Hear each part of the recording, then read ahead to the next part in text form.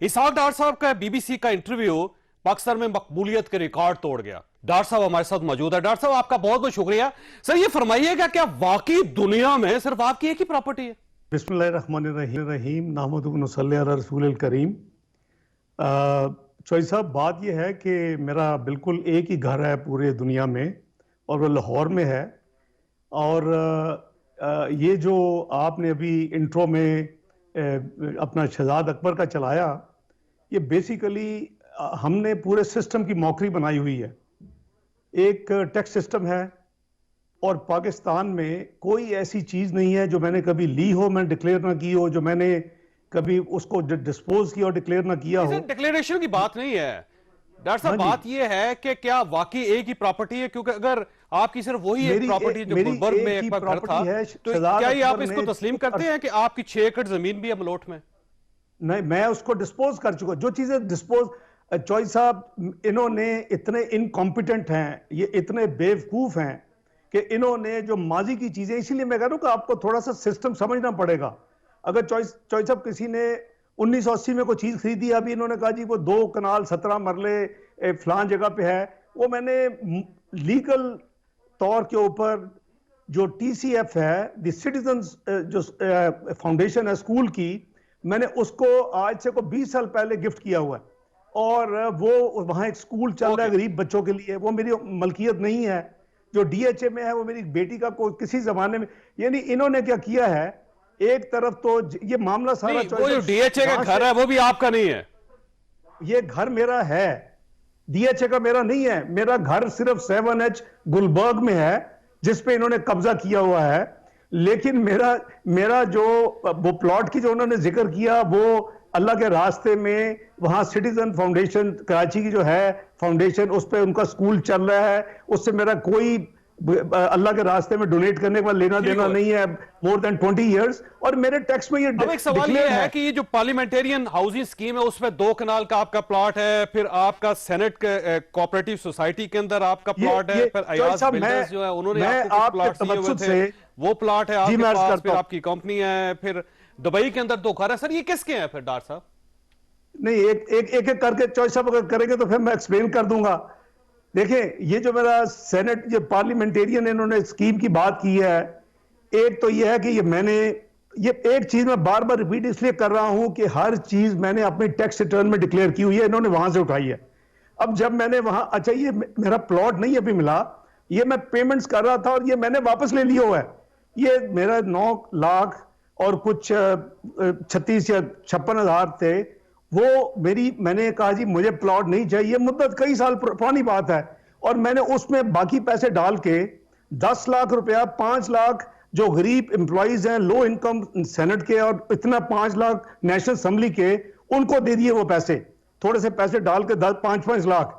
ये अभी भी उस वक्त मैं आपको इसलिए कह रहा हूं कि आपको थोड़ा सा 1 मिनट में एक्सप्लेन करना चाहता हूं कि अगर आपने जिंदगी में कोई चीज ली है और उसने डिक्लेयर की है, अगर डिस्पोज कर दी है, तो आपके टैक्स में वो सारी यानी डिक्लेयर्ड है। अब इन्होंने झूठ क्या बोला कि हमारे पास 20 साल की टैक्स रिटर्न्स नहीं है।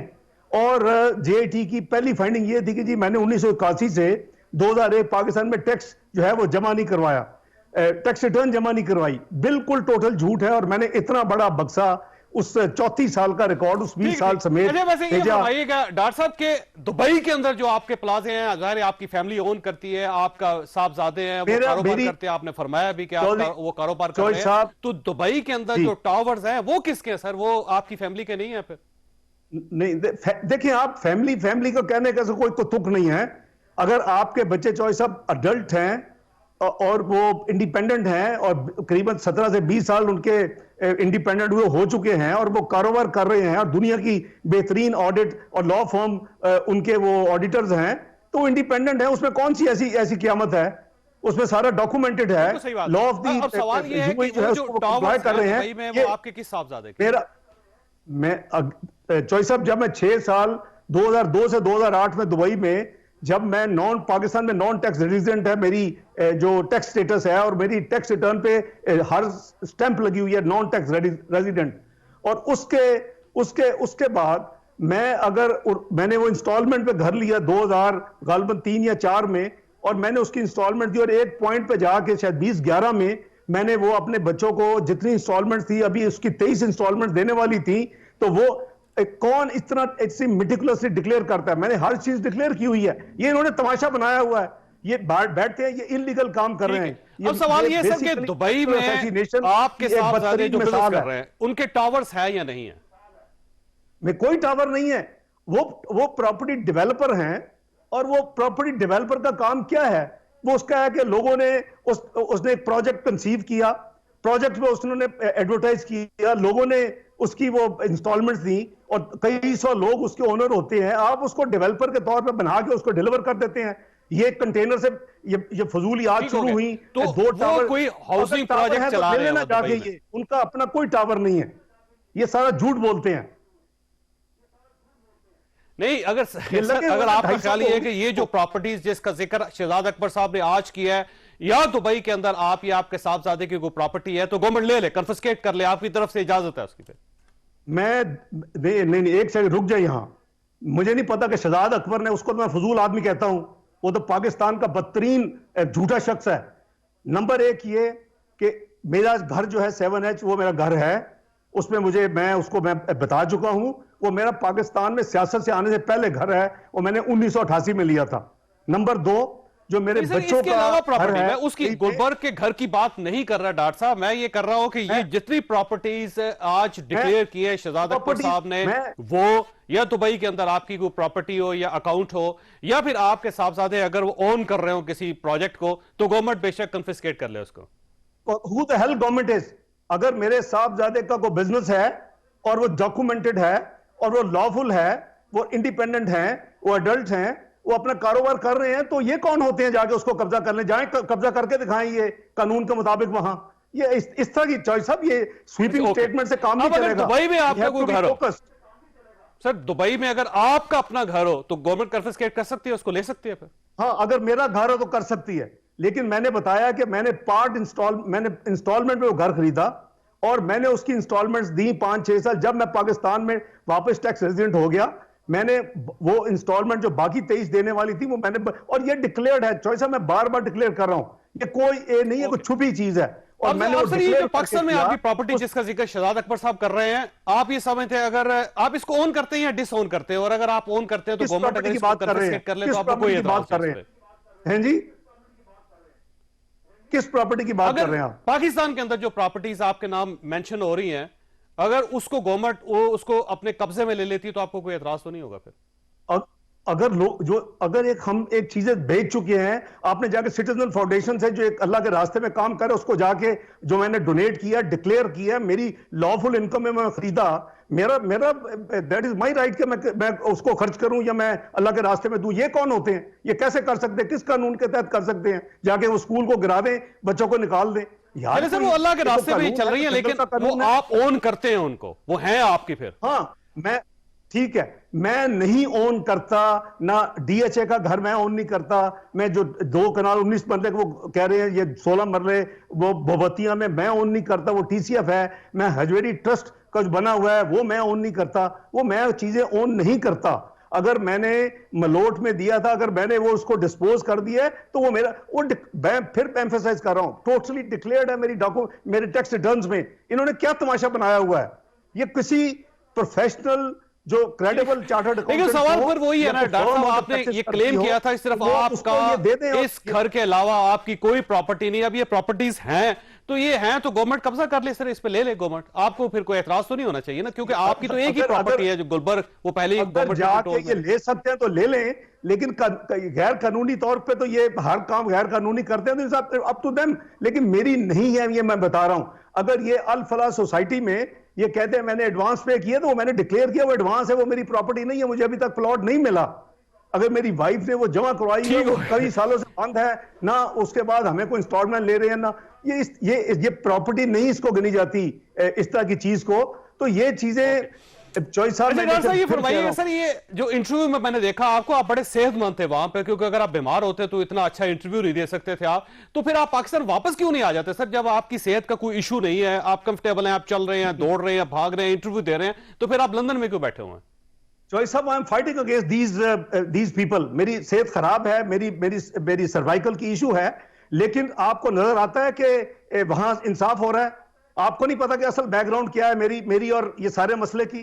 आई एम श्योर कि पूरे पाकिस्तान को पता है। अगर आप ऑन कैमरा नहीं कहना चाहेंगे तो अलग बात है। मेरी डॉन लीग्स की सुलह कराने का इसके लिए तो आपको यहाँ आके अदालतों को मुतमईन करना पड़ेगा, क्योंकि अदालतें तो मुझे आपको किया गया है, मफरूर करार दे चुकी है। सॉरी, अदालतें तो आपको मफरूर समझती हैं सर।